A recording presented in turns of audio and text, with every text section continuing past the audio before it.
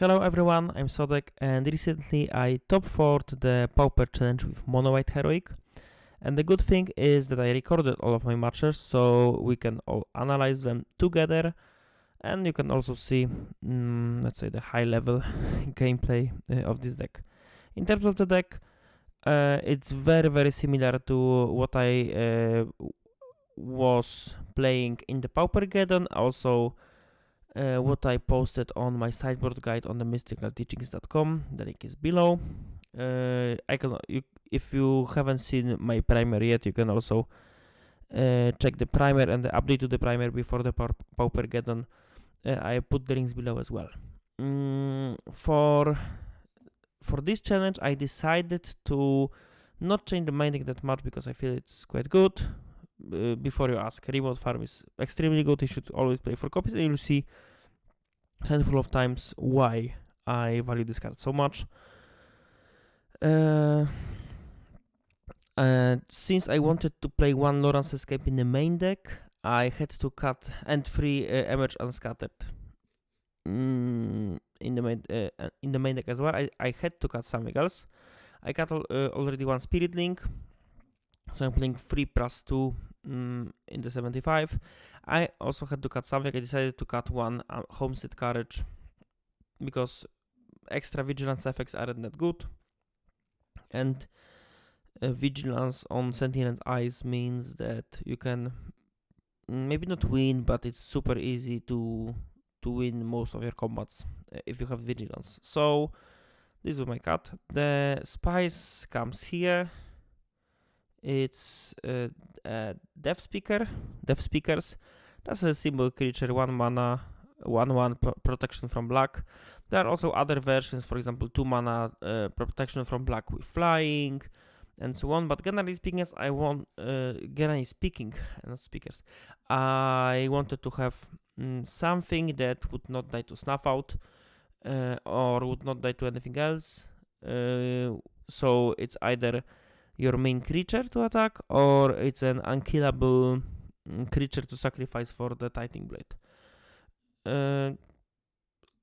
I decided to play this card because of the rise of the Snuff Out decks mainly. So Mono Blue Terror switched mainly to Blue Black Terror, and Mono Blue Fairies switched to Blue Black Fairies. It's also very solid against Gardens. The rest is fine, and I had to cut something to put those in. That's why I'm playing only 1 Fairy Macabre. I don't play second Lawrence Escape, even though I think the card is really good. Maybe I can see playing 2/2 instead of 1 Emerge, but it's unlikely. And I decided to cut 1 Mask. Masks and shields are not the best at protecting your creatures. Sure, if you can equip them, so if you can enchant your creature with them, they are phenomenal. But what if the opponent keeps the removal up? That's why I recently started valuing the Mask of Law and Grace a bit lower, mostly because I want to protect my creatures so I can play my auras, not play my mask hoping to not get cast down in response.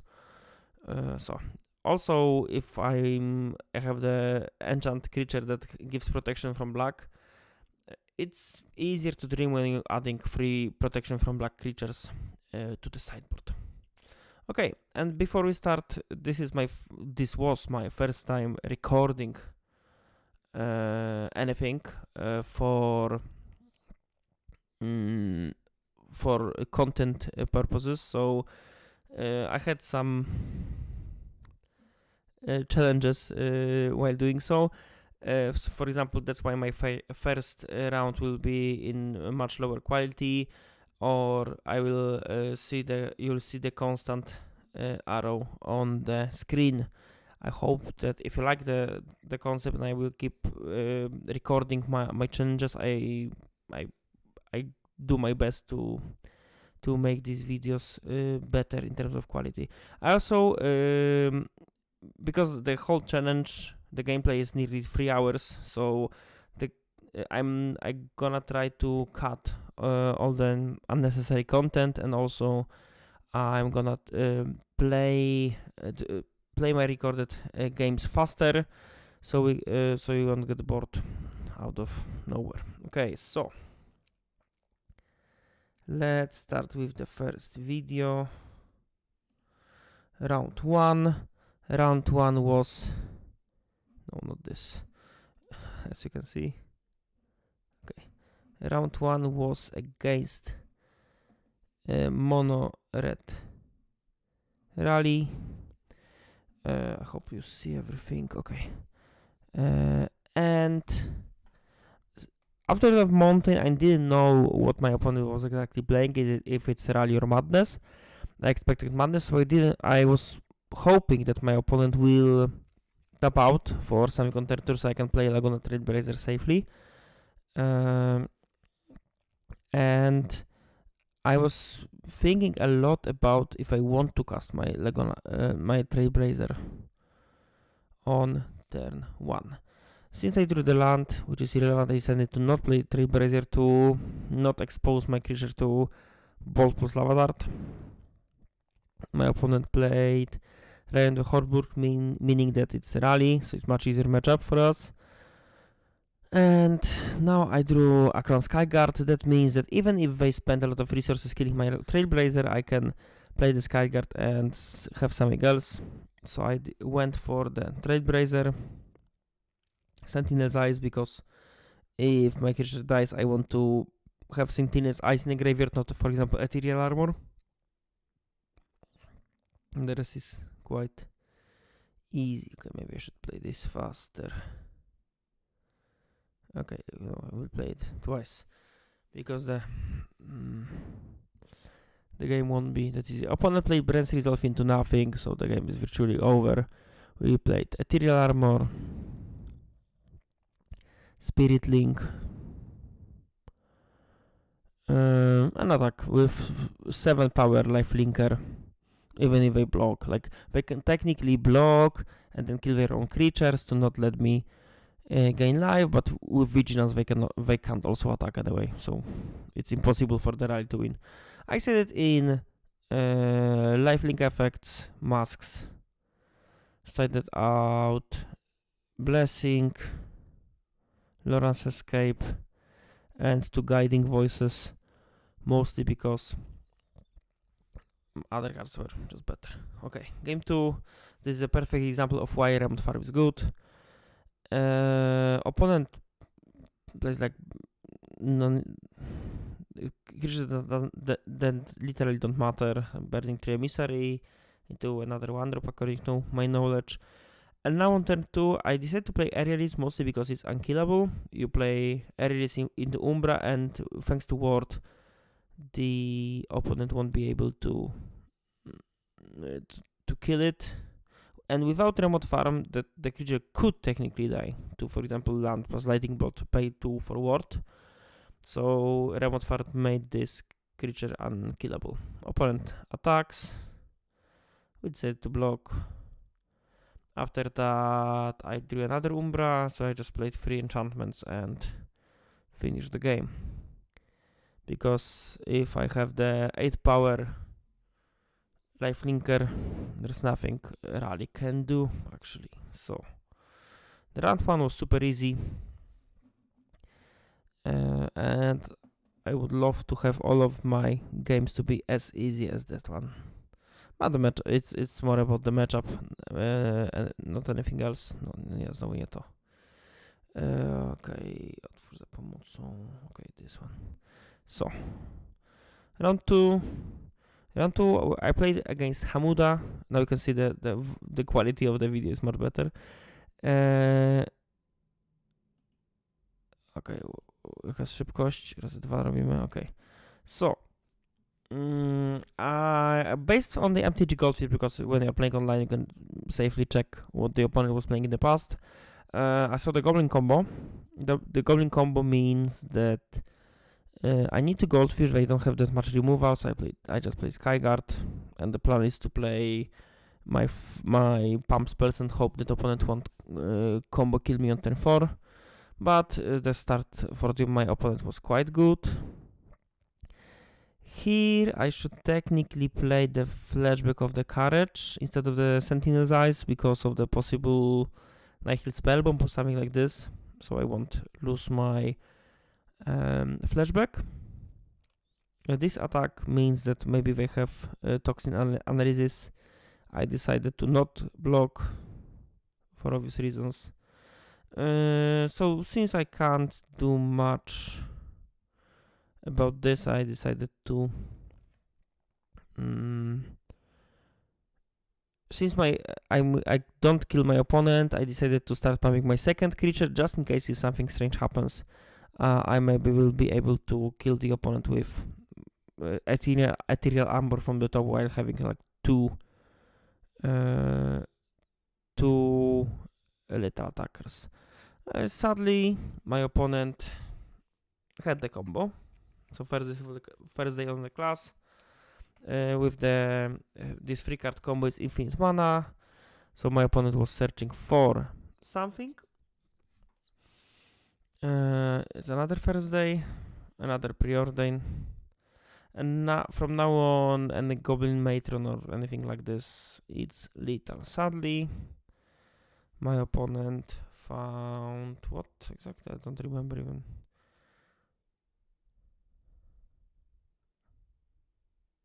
Or maybe I won this one?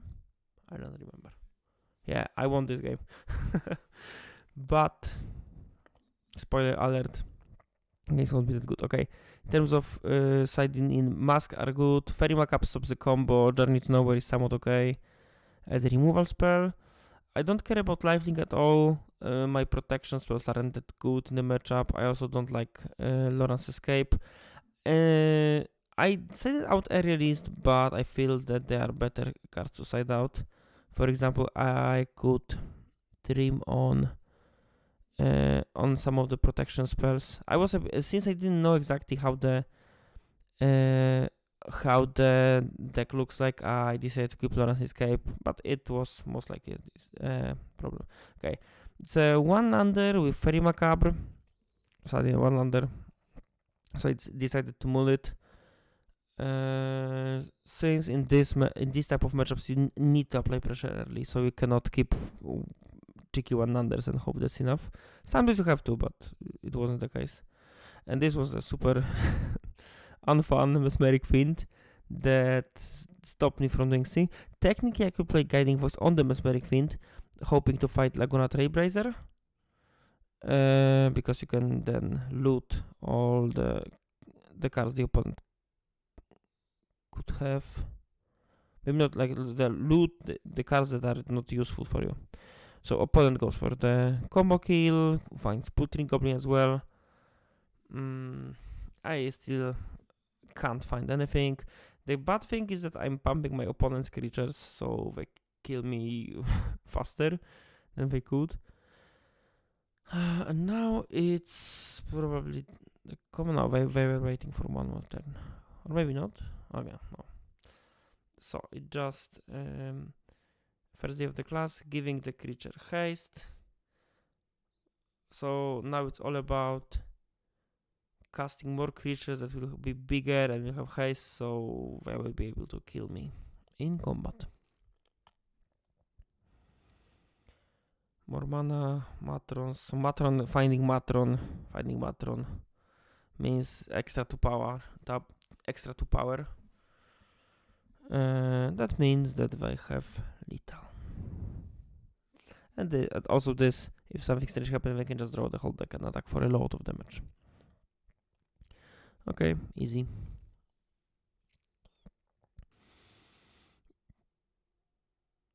I was thinking about going back with Aerialist, mostly because of the Mesmeric Fiend, but according to the list, they had only one Mesmeric Fiend in the deck.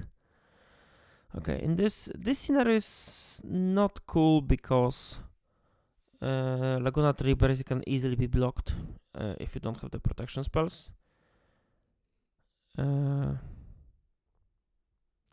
That's why I decided to discard the spider, and I was hoping to find the protection spell. No, there's Duress, somewhat annoying, and Pilferer that makes the treasure when it dies. Unlucky. I kept attacking, opponent was blocking, and again we are trying to do our thing. So I attacked for 8 only because I need 2 attacks, so there's no need to pump this creature even bigger. The opponent doesn't have any life gain effects, according to my knowledge. Opponent decided to not block, which is strange considering that I could top deck the mask and double protection, but it didn't matter because opponent went off turn 4 again. Happens. Yeah, we are playing in Paupers, so the turn 4 combo kills aren't that unusual.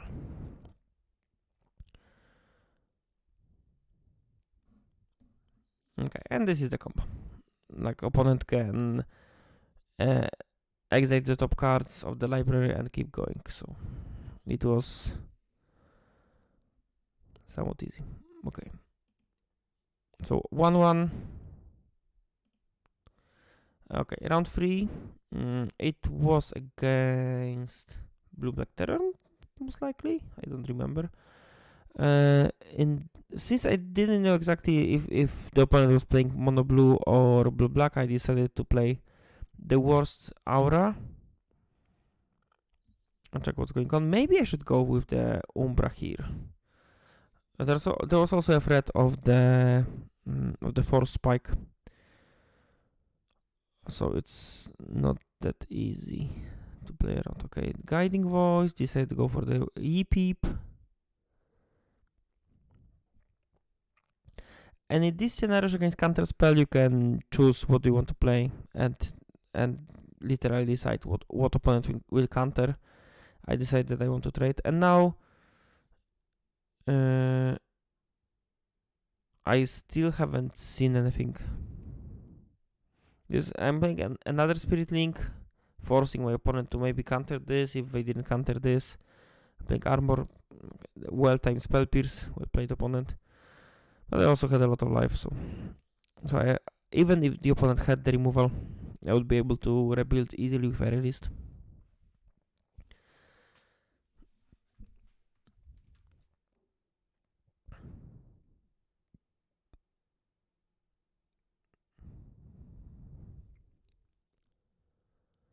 It's attack for 10, so even if I have the removal, I have yet another creature. And they showed me the Ice Tunnel, which was a very relevant information because I was playing that around like Blue Terror. Thanks to this seeing this extra land, I was able to go for the blue black. Since I was adding Death Speakers, I decided to cut Akron Skyguard because Skyguard is quite bad versus Snuff Out because you pay 2 mana, they pay 0 mana to kill your creature. And I had the perfect opening against blue black because I decided to go for Death Speaker. Opponent went for a bunch of cantrips. I decided to go for Aerialist mostly because I was a bit worried about the sacrifice effect, so at least I will have something in the board, and also the 1 mana means possible annul, so it's if I keep only 1 mana up, or annul also if I keep only 1 mana up, it's usually in this type of spots better to play the creature. Okay, Umbra, okay, annul, sure. The shields goes down, and like I'm still checking if they have anything better. Okay, we play another Spell Pierce. Then I play Mask, and I have 2 creatures that are unkillable.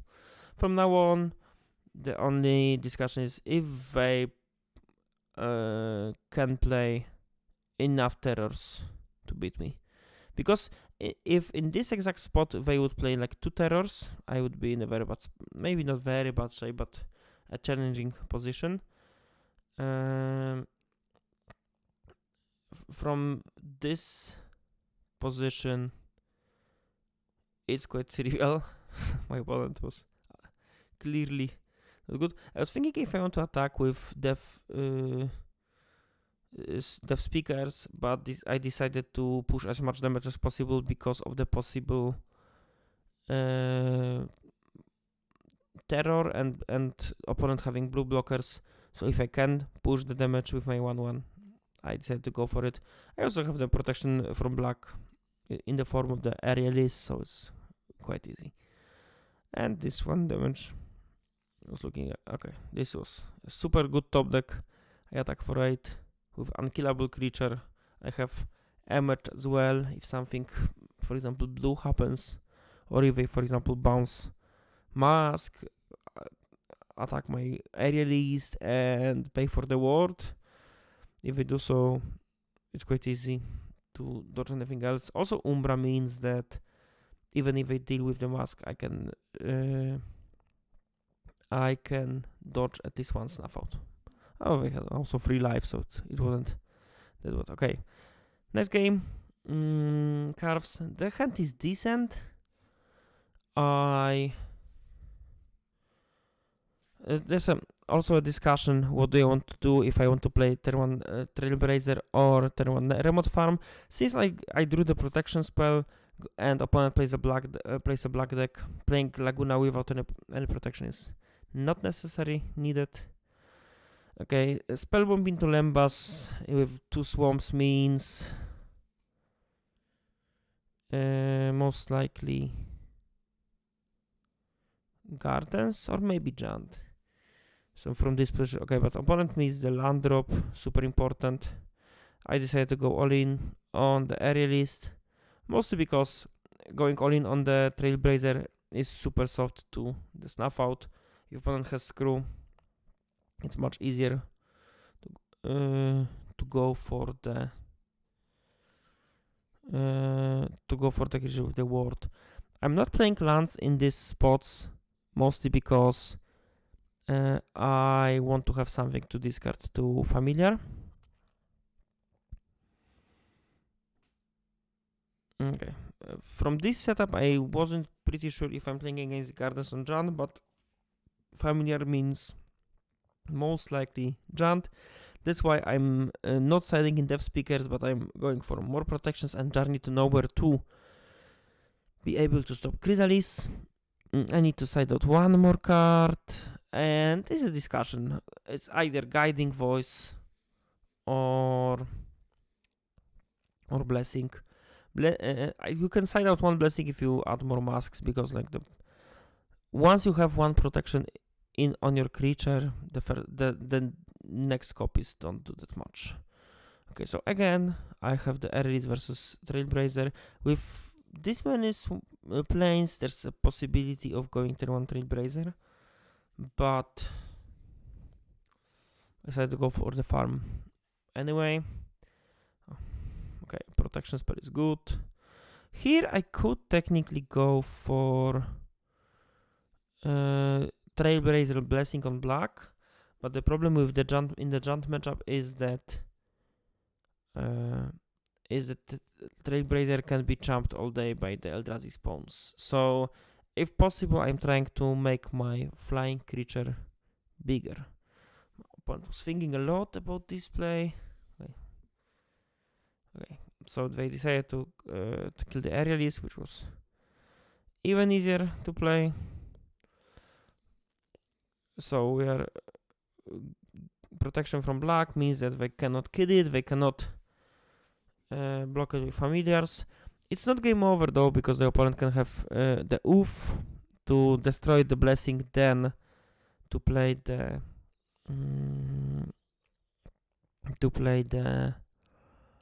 removal. Okay, with another blessing, it's a decision. What do you want to name?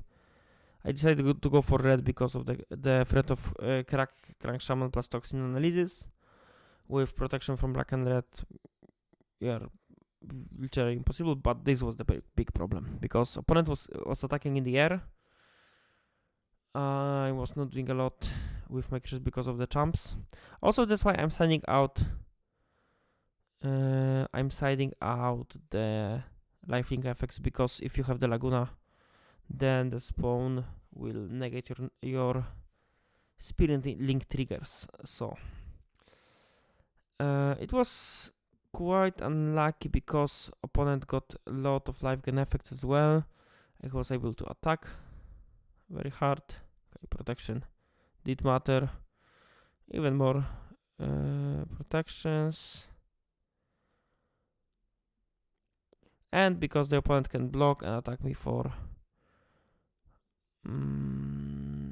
little, I decided to concede.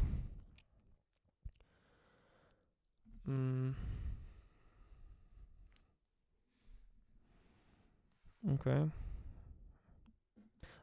Fun fact, I was also playing double Q. I was playing the modern challenge with Living End. That's why you saw the blink of the Living End. Okay. I had to mulligan to 5, which was unfun. And this exact position, I had like both Trailblazer and Blessing can be the good outs. I decided to keep the Trailblazer to play around the protection spells. And the plan is simple. Play Skyguard and hope that it won't die soon. Sadly, I lost the Gray. In this position, I decided to go for the Laguna Steel.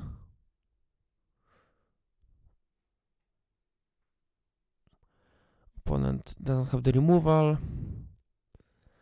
I drew the protection, which is super cool because that means that I can pump my Skyguard and attack. The downside of this, of keeping emerge, is that it usually just gets discarded to the familiar. Okay, so upkeep. Okay, attack for 6, and from this position, opponent could either, if they have the second removal spell, it will be super hard to win anyway. Okay, let's stop this. This is quite important spot in my opinion because opponent, I was tapped out without cards, opponent let me untap. That was a strong signal for me that the opponent doesn't have removal. So, if they don't have removal, it was technically possible to try to go for the kill and pumping the Akron Skyguard. But also, looking at the Lembas and them gaining free life, it was very, very likely that I would need 2 attacks anyway. So the decision was if I want to play Emerge on my Skyguard or Trailblazer. The playing on the Skyguard means that I have a better creature, pumped more. Dividing counters would mean that I have more attackers, so my future pumps can create 2 liter attackers, which is important in the charm block mode. Okay, I decided to go for Trailblazer. I'm still not sure if this was good or not. My decision was based on the fact that opponent didn't kill my creature, so they gain life, sure. And I was top decking very well. Top decking another emerge means that my creature is good. Okay, again, in this spot, I decided to pump my second creature. So if I have the removal spell and want to blank my emerge, I still have a flying creature. There's also a discussion what type of color do I want to choose now.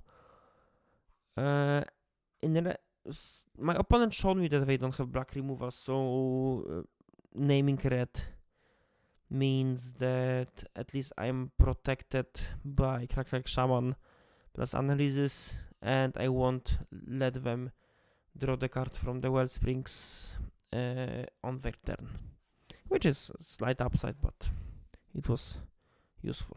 It even showed that playing. Opponent showed that they don't have another removal, so I just played this, the emerge, and I gave my creature protection from black, and I was able to win the game. I was lucky because my opponent didn't draw more removal on time, and I was able to punish them with my cheap protection spells. Like, I didn't expect to win this game after multi 5 in game 3, but here we are. Okay. Another noob is a known Gardens player, which is a terrible matchup for me. I decided to go for the aerialist plan, if possible. So the plan is to play aerialist, protect my creatures with Umbra if possible, and hope to top deck the Blessing if possible. This plan has one downside though. Defile is a card. Defile doesn't mean doesn't care about the Umbra. Sadly, it happened here. I still feel it was a good play because it played around Snuff out better. But from this position, all I could do was to keep playing my cards and hope for the best. Not the best strategy against Gardens, I have to say. Decided to go for yet another aerialist, Trailblazer, and started the Courage. Maybe I shouldn't play this Courage, to be honest, because I was opening myself for the Nightly Spellbomb activation for no reason. But didn't get punished for that. And again, now the timing matters. If you play Umbra on the first possible moment, if they have removal, they would 2-for-1 you. I decided to make my board as wide as possible and force them to tap out, at least to some extent. Now they paid the mana. Now I was able to play my Umbra safely and keep the biggest potential on the board. Still, my situation is very, very bad, mostly because of the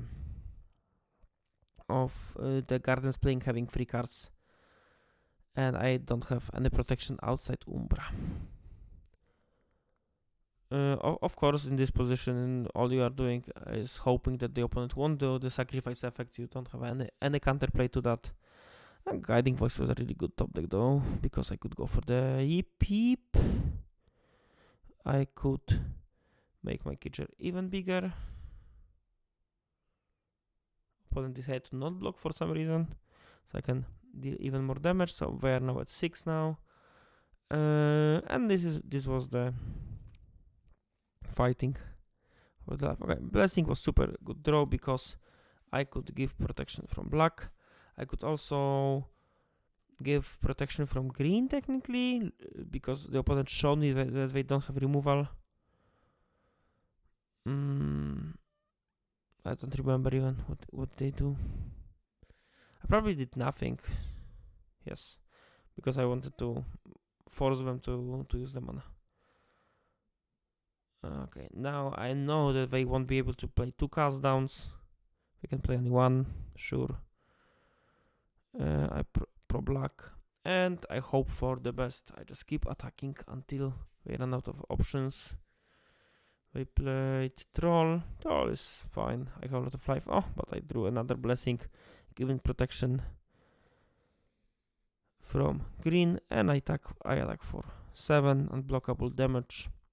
Easy. I didn't expect to win this one, but we'll take those. Maybe I could play a bit better.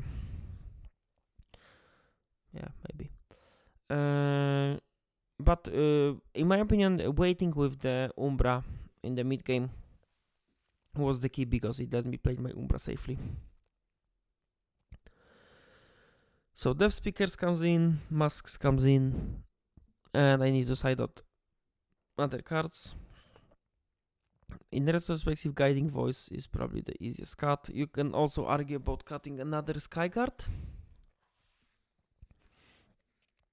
That's quite hard to say. Okay. So, I have spiders. Spiders are good. Obviously, you need to draw at least 1 land to function. But with the Guiding Voice, there will be a few redraws. Okay, so we play Aerialist. Okay, and here I can see keeping Lawrence Escape up, but if you want to play another card, it would be problematic. Okay, I decided to loot the Sentinel Eyes away because I would lose my remote farm anyway, so I would be able to flash it back. And now the problems occur. Death Speakers means that I don't lose my whole board with one sacrifice effect. Also, this land section was kinda problematic. I decided to loot another Sentinel's Eyes away. Okay, I was lucky. I drew what I needed. And the plan is super simple. I have protection from black on the creature, so I'm pumping it. So it's as big as possible. Obviously, opponent charms, gains lives, and so on. Doesn't matter. Okay, and thank you for your service. Released, but another protection doesn't matter that much. And now you can either Guiding Voice and try to draw for another card, because you can draw the. I decided to trim on Lawrence Escape mostly because since my creature has protection, it doesn't matter. Maybe if I had blacksmith skills and I'll be able to protect my my auras. Maybe the discard could be different, but that's it. Okay, as you can see, Mask is quite useless in this exact spot. But we can keep attacking with our protection from black guy. The problem is that the opponent will be able to jump all day. But as long as we don't play exactly Tighting Blade, I was quite sure I'm getting there. This was a sign of weakness. Opponent didn't do anything.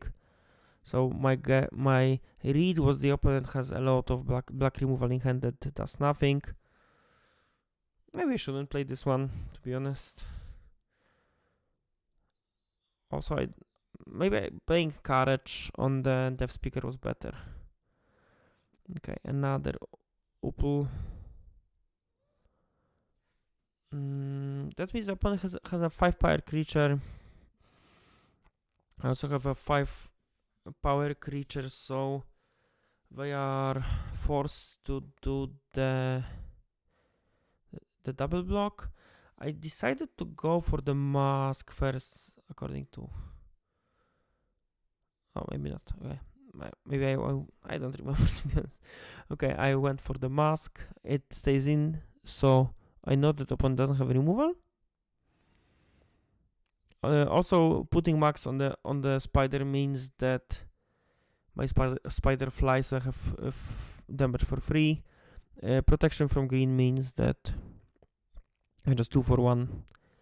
My opponent, something that I'm okay. Pulse of Murasa, more troublemaker oofs. Although it's not super simple to kill anything. Okay, they put the sacrifice guy on the top. I kill my creature, so I absolutely need to draw another creature. Was I lucky? Of course I was lucky because I drew the Trailblazer. We know about Marauder from the top. Opponent said do not play it, waiting for the removal for the Trailblazer. And I keep attacking with my 5/5. Okay. To be honest, I have no idea why my opponent decided in the land destruction. Attack yet again. Yeah, so I have double protection against the sacrifice effect. For no value. So opponent was forced to jump.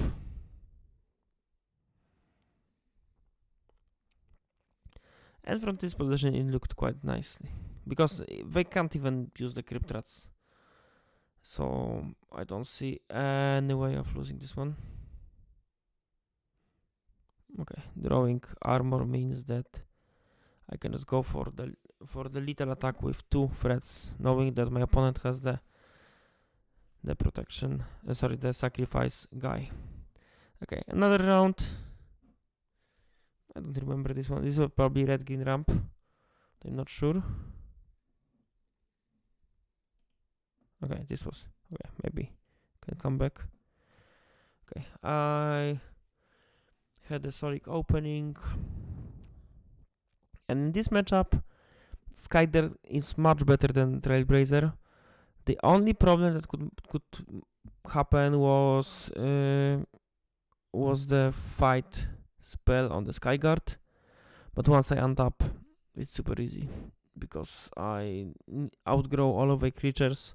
And if I play the creatures instead of playing the fight spell, my creatures even bigger, and I simply dominate. My opponent was trying to do stuff, but generally speaking, if you have this type of opening, it's super hard to lose.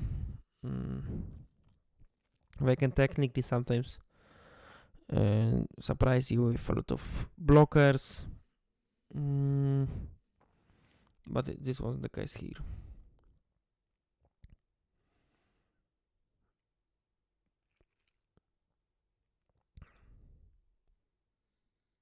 Super easy.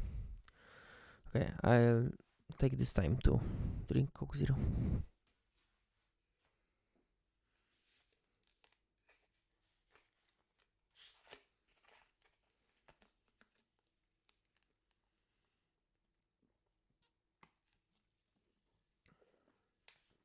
Okay. Shields are quite good. They are not necessary. You need to know where is good versus Chrysalis, but you shouldn't trust the cards so too much.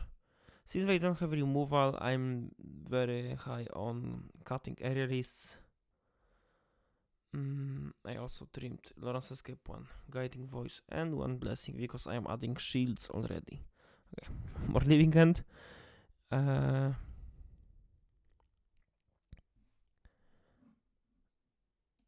Okay. Oh, I decided to keep 2 spiders for some reason. Don't know exactly why. And the double remote farmhand is quite good. I really like this type of openings because they generate a lot of mana, so you can deploy your hand very, very fast.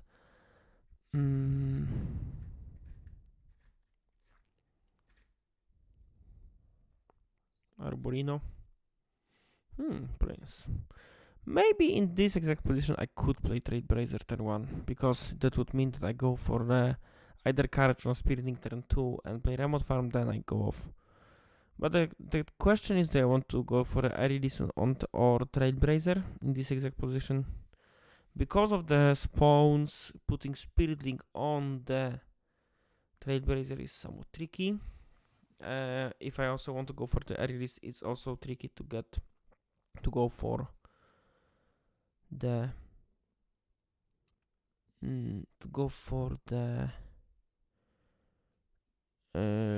the pump and play around the removal spells. I decided to go for the spring and keep the emerge up just in case. Generally speaking, my plan is to slow down their aggro, and once I stop the more Living Hand, once I stop the aggression, I switch with Aerialist and attack. This is an attack that strongly implies the fight spell. Okay, Chrysalis. But if they went for Forest instead of Chrysalis, that means that they don't have the red source, and they absolutely need to cast something. But I had the run through, so it was quite easy.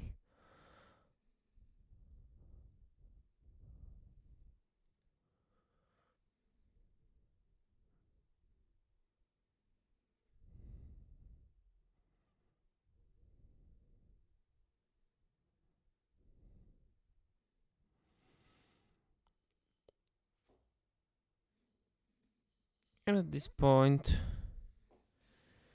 I can either play even more ground creatures, or just make the creature really big.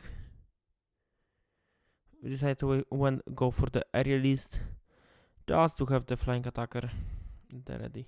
So I attack, opponent has to sacrifice the creature, that means that they have even less mana, so it's less likely that they will cast.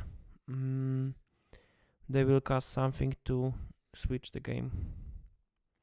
Yes, direction. Topia Sprawl. The Repulsor. And from this position, you just make the spider a free flyer.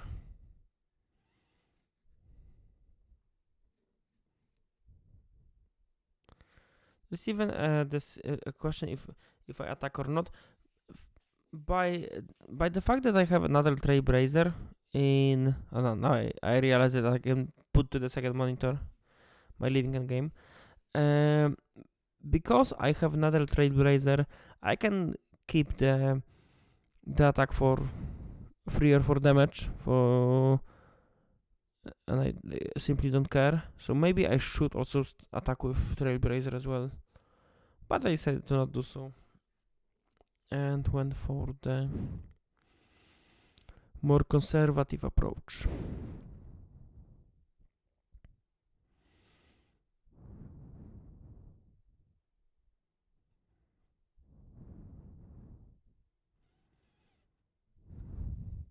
I think that my opponent conceded in this position. I drew lifelink, yeah. That's what broke them.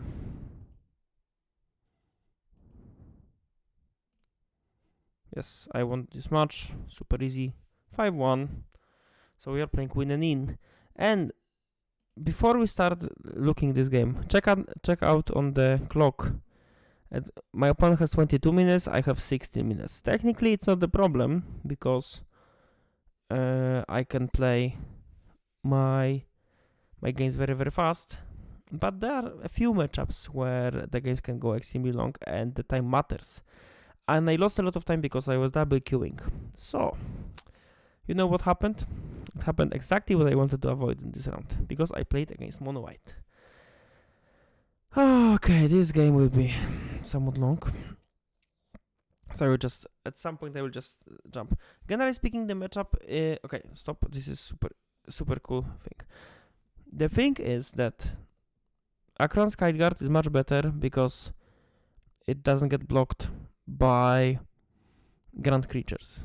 The trick is that it's a 1-1, so if they have Raven Charm, they can kill it in response to my all sorcery speed pumps. But what you can do is to use Guiding Voice on the creature that cannot be killed. So you go for the E-Pip, and then you have the instant speed pump. So your Akron Skyguard never goes to the damage room. Of course, that can also be an argument that if opponent would have Raven Charm, they would have used it earlier. But people tend to keep they want to do more value with Raven Charm, so they tend to wait and try to 2-for-1 the heroic players. It was super cool to find this line with the Guiding Voice. Okay, E-Pip, now Umbra, because if Umbra resolves that, my creature is protected from the charm, and the Spirit Link. In this matchup, you want to play your Spirit Link early and gain life early because of the Prismatic Strands. While Prismatic Strands start doing stuff, there's quite hard to push the damage through. My opponent had Informant, bit more Lifelink. I was thinking mainly about the clock now. So since it's safe, I go for even bigger creature.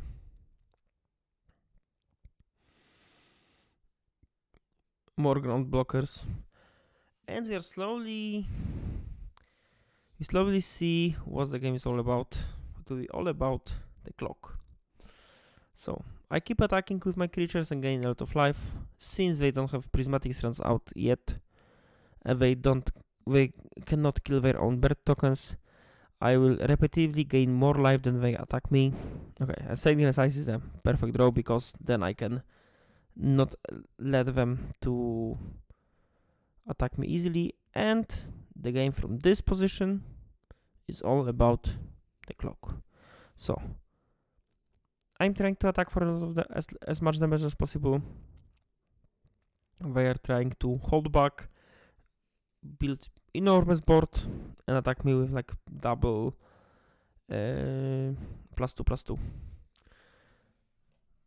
The losing line from this position was double Trayburn Charm with a lot of creatures, because the first will deal with the Umbra, the second will deal with the Skyguard, and they would be able to kill me from 60 eventually.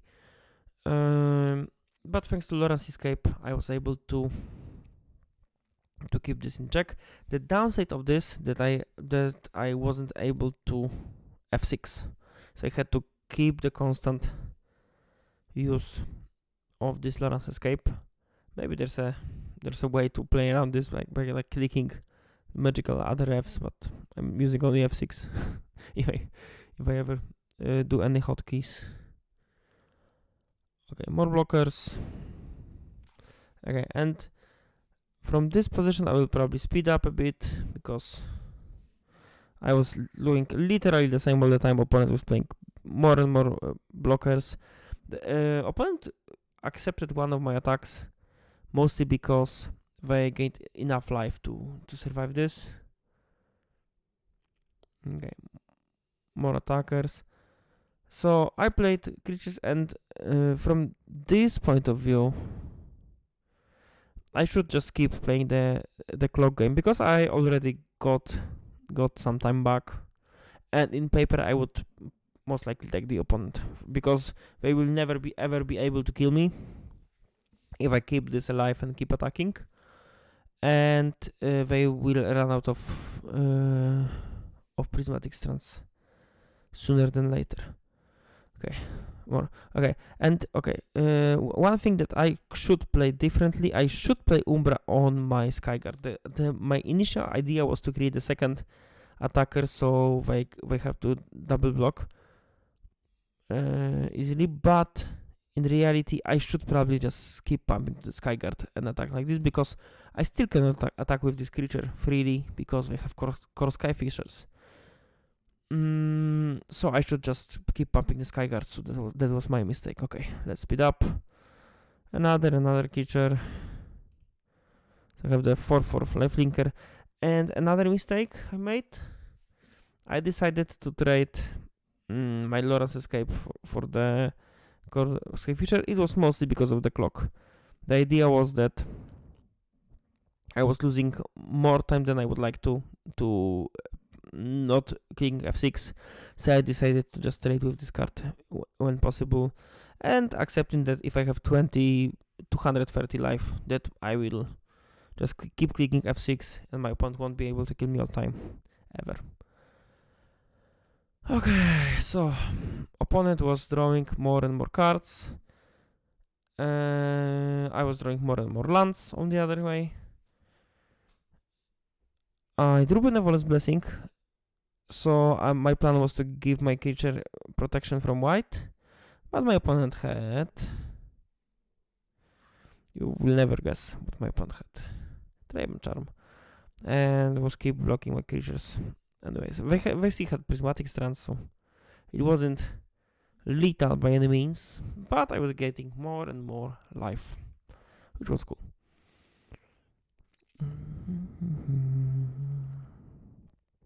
Another courage, and with this courage I should probably make my early 6/6 first strike vigilance creature.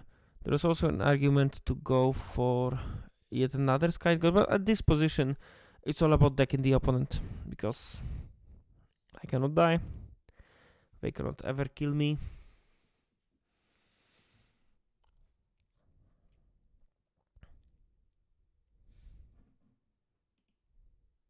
And at this point I even stopped playing my cards to not lose time, because I wanted them to do game actions. So I decided to not play this one, because it's a game winning spell. Already I will force them to do stuff, but they had another charm. Another strand there. So As you can see, we're playing a lot of time. We had a lot of triggers to click, and our clocks are very, very similar to each other already. More creatures, more attacks. Okay, let's come back because it was interesting point. They drew a lot of cards. They had only 2 cards in library. They decided to attack. And since even with double pump, the opponent would deal me only like 100 damage. I decided to not block at all, to not lose time. And I was keep attacking. They had prismatic strands. Doesn't matter.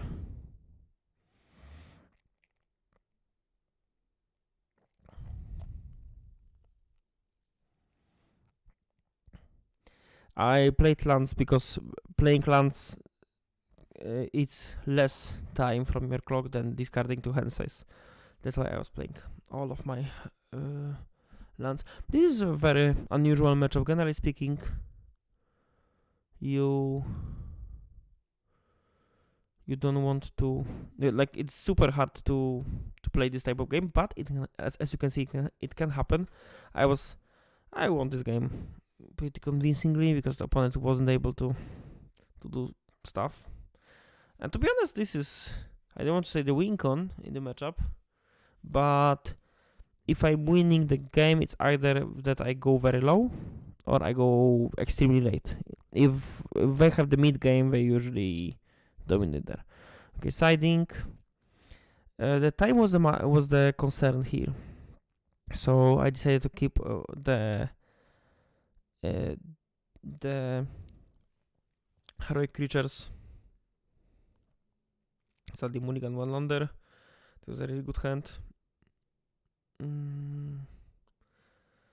Both Emerge and Blessing are quite bad, but technically, exactly, if I draw a remote farm, I can protect my Skyguard from the journey to nowhere. So I decided to go for the Skyguard, for the Emerge here, which will matter, as you can see in the future.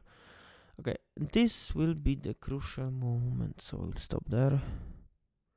Okay, we play Informant, yada yada, do stuff. Okay, we play Battle Screech, Flashback. So technically, they have a lot of power. But the downside of this play is that they tapped out entirely, so they don't have any other ways to interact with me. And I had a lot of spells to play. And thanks to Remote Farm, I had a lot of mana to deploy all of this. So I decided to go under and hope that they won't be able to play everything on time, because technically going only on the Blessing with the against the Raven Charm deck is somewhat problematic. The problem with the going all in is that once I play Benevolent Blessing on my creature, I won't be able to play another aura on my creature until the end of the game. So I need to make sure that my opponent, my creature is big enough to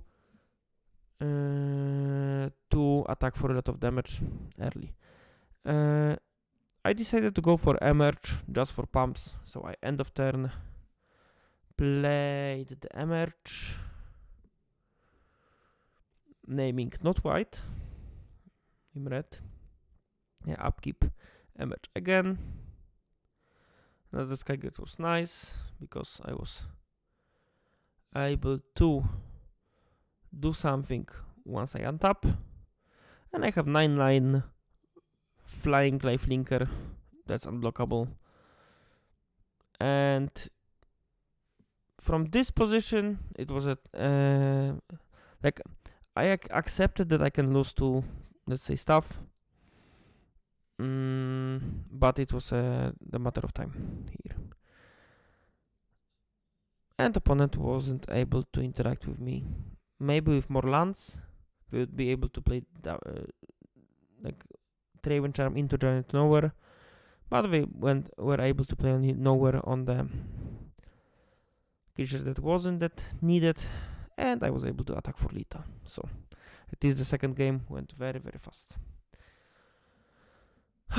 Okay, so that was my winning for top 8. I 6-1 the Swiss part, and I was able to play in the quarters. In the quarters, I played against Jund.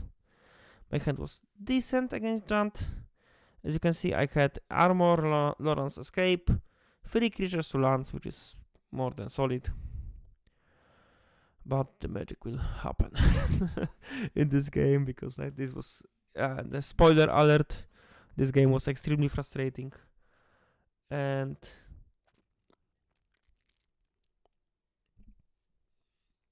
okay, another thing. Okay, technically, I could not play Trailblazer and keep Lawrence escape up to protect my flying creature. As you remember, flying creatures are super important versus Jund because they cannot be blocked easily.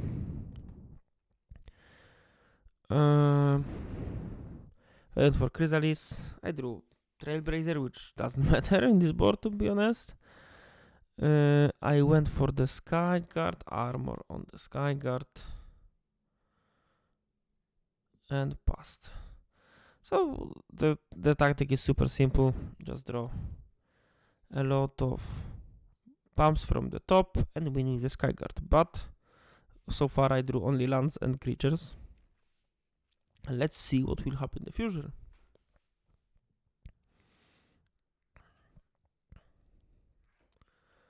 Opponent could even attack here, in my opinion. Okay, Spirit Link.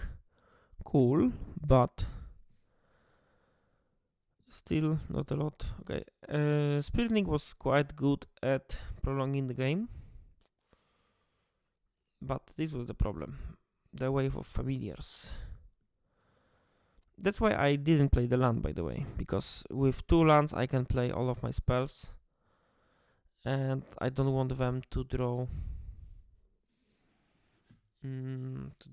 anything relevant.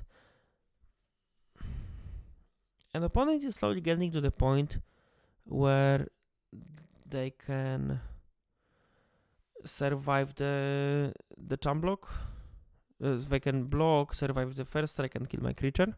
If they play the second Chrysalis, then it's quite hard to do so. They also can block and sacrifice to draw 2 cards. So it's not guaranteed that I will gain life. That's also another reason why I sided Spirit Link in the matchup. Okay, Shaman. Shaman was quite annoying because he was killing 2 of my creatures.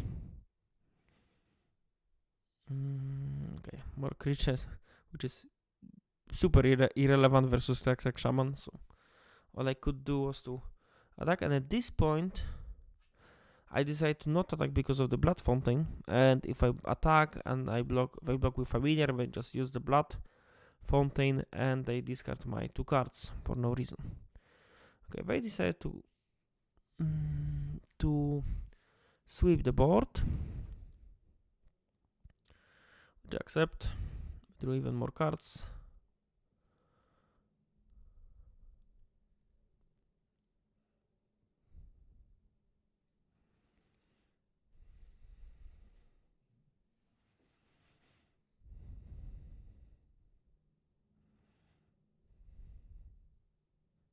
Another land. Good.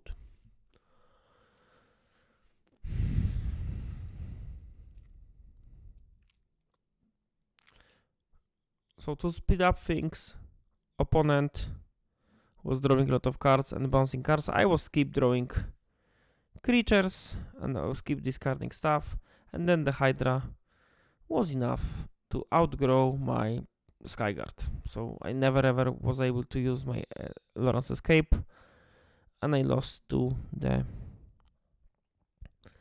my awful top decks. I literally drew only Spirit Link as a pump spell my whole game, but you know, happens.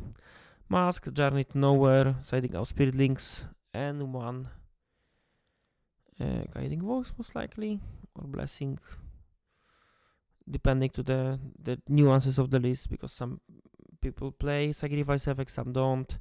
Some play more brack removal, some don't. I don't remember exactly what I did here, but I want to speed up things. It's a cheeky keep, it's a 6 card hand, but I decided that the 1-lander with Trailblazer and Mark And Mask is quite good. I play Mask. I have an unkillable, unblockable creature unless Chrysalis happens. So I decide to just keep attacking. Okay. In this exact spot, it's probably better to play armor, mostly because the Sentinel's Eyes can be discarded to familiars, so they can come back later.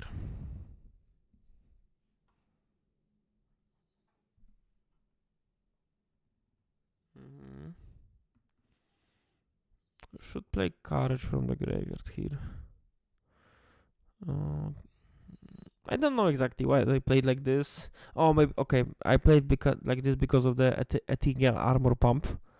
That means that I was able to kill the opponent in 2 attacks, which was somewhat because I was hoping that the opponent won't have Chrysalis, but they did have Chrysalis, which was annoying as fuck, as you can see. At this point, I had to play something to force the jump because I needed my creature to be bigger. And now this is the only way that I can read is to brute force the Chrysalis, or I will either draw the land into Journey to Nowhere on the last blocker. And if the opponent has the second Chrysalis, the game is virtually over. This is the price you pay for attacking with the ground creature. Lembas is also annoying because it means that they can gain life and I need to pump your creature even more. But the clock was ticking. The flank attackers were real. At this point, I could still attack, force the block.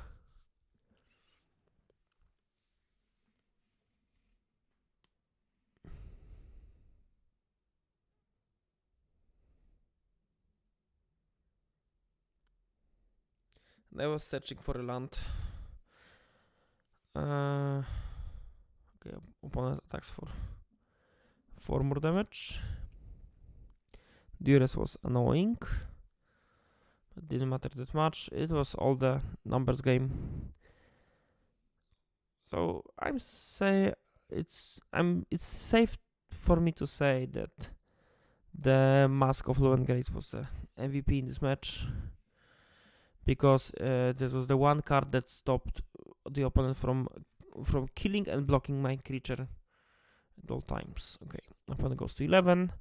I have the little attacker, and they absolutely need to draw something to either gain life or stop my attacks. Okay, toxic analysis to give lifelink. This was a sign of weakness. Maybe not the weakness, but it was not good enough because I was able to pump my creature. And I went for it. I was able to win. This one. Okay. Game 3.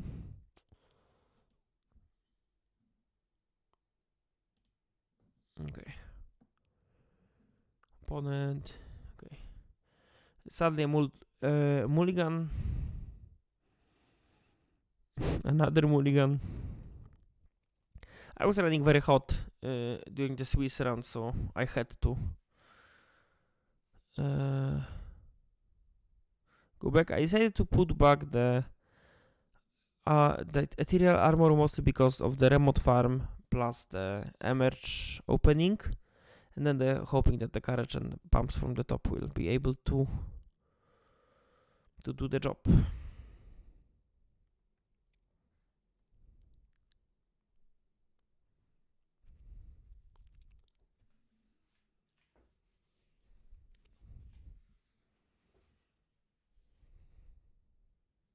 Okay, Umbra means that the opponent has to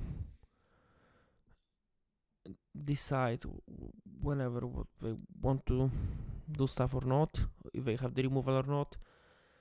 I had the protection, typical thing.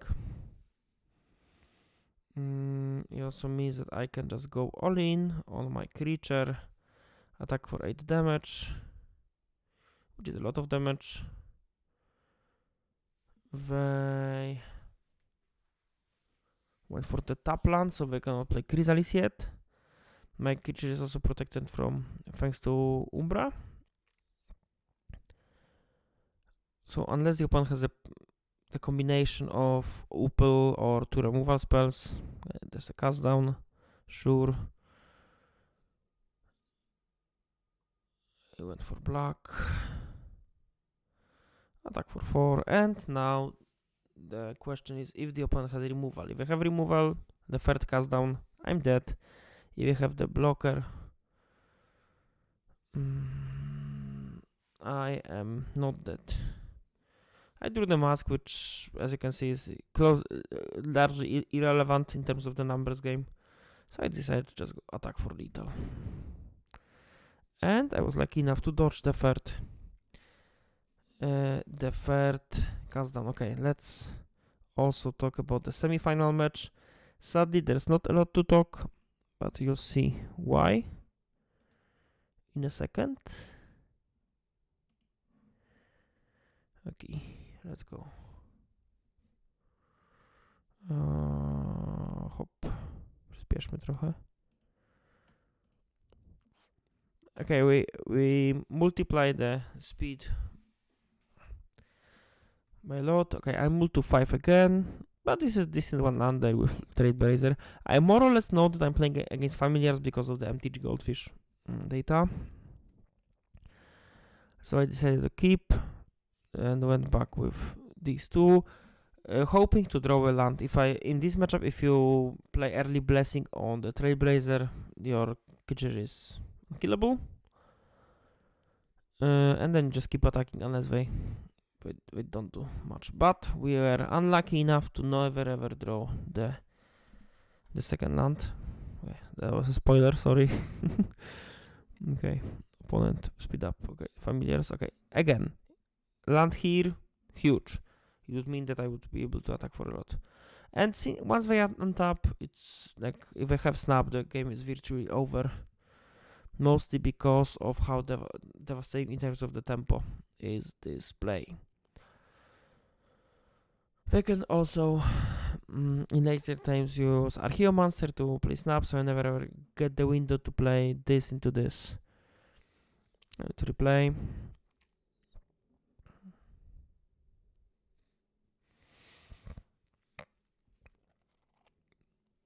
Mystic.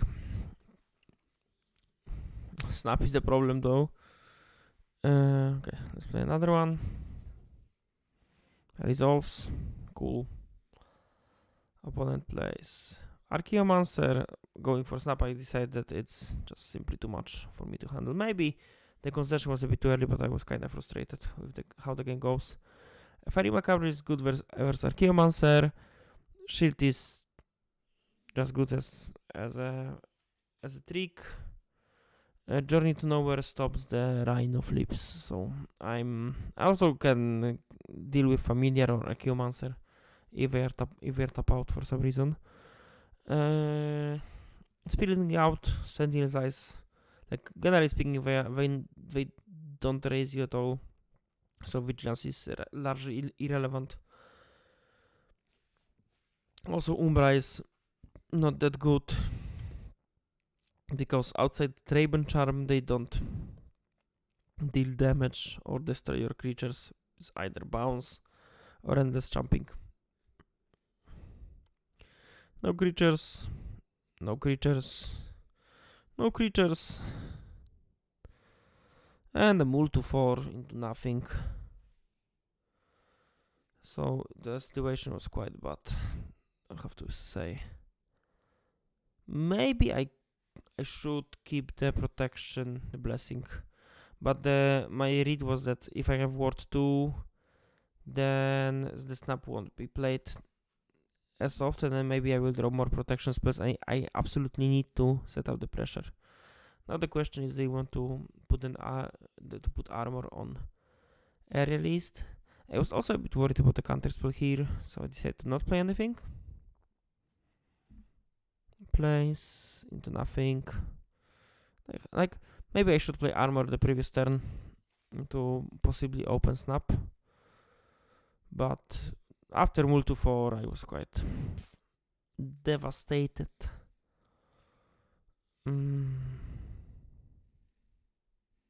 More giant nowheres. Not the best draw if the opponent has the empty board.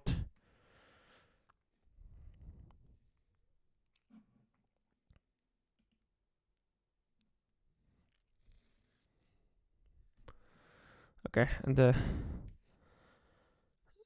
fun begins. Okay, snap into Preordain.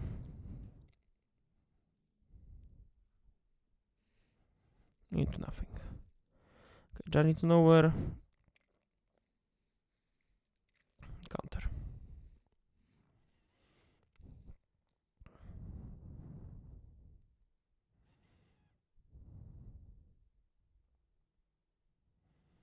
More farms. Archaeomancer. Bouncing Meeting of Minds. So I draw 2 for 0 mana. And from this position it's just virtually impossible to do anything because I could just draw too many cards.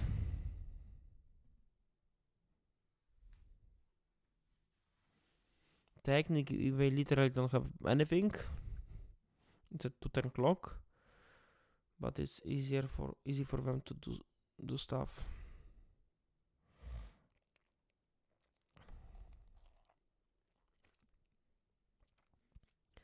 Yeah, farms with 2 farms and 7 cards in hand. This Ghost Pharaoh's Faithful was brutal. Because Snap actively generates mana. They gain even more life, play even more blockers, including flying blockers later on in the form of Muldrifter. And the game is over. Generally speaking, the matchup is an uphill battle unless you have the fast start with Trailblazer and Benevolent Blessing.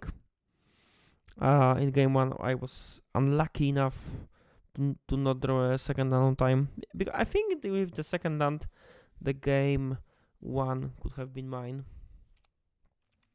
But this is how the game finished. Generally speaking, I was pretty happy with the result because the top 4 is a good result. I felt the deck was doing really well. Please play Heroic, it's a really good deck. Also, you can check my primer and sideboard guide, the links are below. And let me know if you like this type of content, because to be honest, it took me a lot of time to do so, and I hope that your engagement will be big enough to convince me to keep doing so. So far, thank you for watching. Don't forget to check out the mysticalteachings.com. Also, if you are familiars, not hater like me, but do you like the deck, you can also check TSP Hendrex Metafy. He recently started one, so I hope you'll find all the resources you want to see there. So far, thank you for watching and see ya.